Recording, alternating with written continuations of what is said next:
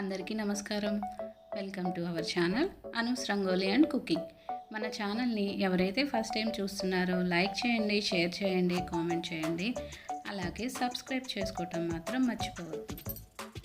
ఈరోజు క్యాలీఫ్లవర్ టమాటా కర్రీ ఎలా చేయాలో చూద్దామండి. ముందుగా స్టవ్ ఆన్ చేసుకొని ఒక గిన్నెలో నీళ్లు మరగనివ్వాలండి. ఆ మరిగిన నీళ్ళలో కొద్దిగా సాల్ట్ వేసుకోవాలి.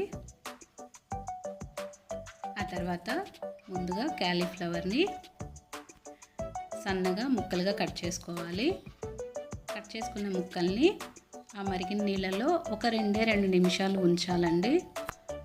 ఎక్కువసేపు ఉండొద్దు, ఎందుకంటే ముక్క మెత్తగా అయిపోతుంది. అందుకని ఒక 2 నిమిషాలు అలా ఉండనివ్వాలి క్యాలీఫ్లవర్ని. చూడండి, పొంగు వచ్చేసింది కాబట్టి మనం స్టవ్ ఆఫ్ చేసుకుందాము. వడకట్టి పక్కన పెట్టేసుకుందామండి. ఆ ముక్కల్ని స్టవ్ ఆన్ చేసుకొని కళాయి పెట్టుకోవాలి. కళాయిలో తాలింపుకి సరిపడా 2-3 గంటల నూనె వేసుకోవాలి.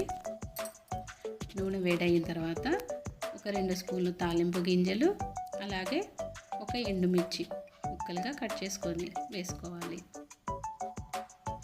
ఆ తర్వాత 2 రెమ్మల కరివేపాకు, తరిగిన పచ్చిమిర్చి కూడా వేసుకోవాలండి. 6-7 పచ్చిమిర్చి అయితే సరిపోతుంది.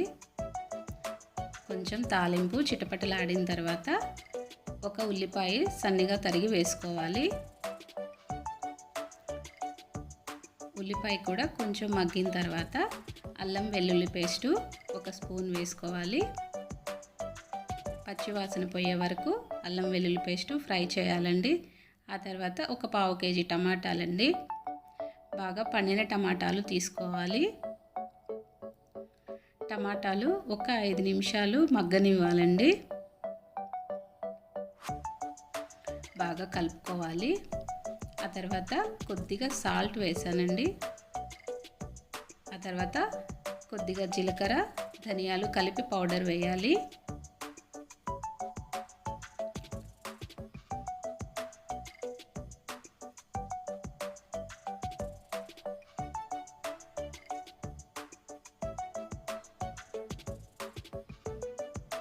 మూత పెట్టుదామండి. మూత పెట్టేసుకుంటే టమాటా తొందరగా మగ్గుతుంది. టమాటా ఒక 5 నిమిషాలు మగ్గిన తర్వాత క్యాలీఫ్లవర్ ముక్కలు అందులో వేసుకోవాలండి. అన్నీ ఒకేసారి వేసుకోవచ్చు, కానీ నేను ఒక 5 మినిట్స్ గ్యాప్ ఇస్తున్నాను. కొద్దిగా పసుపు, ఇవన్నీ వేసుకున్న తర్వాత బాగా కలపాలండి. మూత పెట్టుకోవాలి. సిమ్లో మంట పెట్టుకోవాలండి. హై ఫ్లేమ్ అయితే వద్దు. సిమ్లో చేసుకుంటేనే కర్రీ మాడకుండా ఉంటుంది. అందుకని సిమ్లో పెట్టుకొని ఎప్పుడైనా ఏ కర్రీ అయినా చేసుకోవాలి. మూత తీసి ఒకసారి కలుపుదామండి.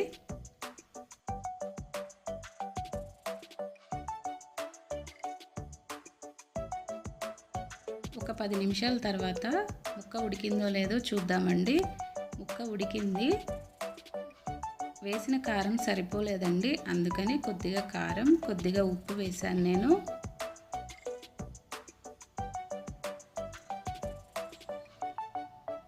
కారం, ఉప్పు వేసిన తర్వాత ఒక 2 నిమిషాలు మగ్గనివ్వాలి. కూర రెడీ అయిపోయిందండి. క్యాలీఫ్లవర్ టమాటా ఎంతో సింపుల్గా, టేస్టీగా ఇలా చేసుకోవచ్చు. వేడివేడిగా క్యాలీఫ్లవర్ టమాటా కూర రెడీ అయింది. మీరు కూడా ఇలా ట్రై చేసి ఎలా వచ్చిందో నాకు కామెంట్ బాక్స్లో కామెంట్ చేయండి. ఈ వీడియో మీకు నచ్చితే లైక్ చేయండి, షేర్ చేయండి, కామెంట్ చేయండి. అలాగే సబ్స్క్రైబ్ చేసుకోవటం మాత్రం మర్చిపోవద్దు. ఎండ్ స్క్రీన్లో కొన్ని కుకింగ్ వీడియోస్ పెడతానండి. వాటిని కూడా చూసి లైక్ చేయండి, కామెంట్ చేయండి.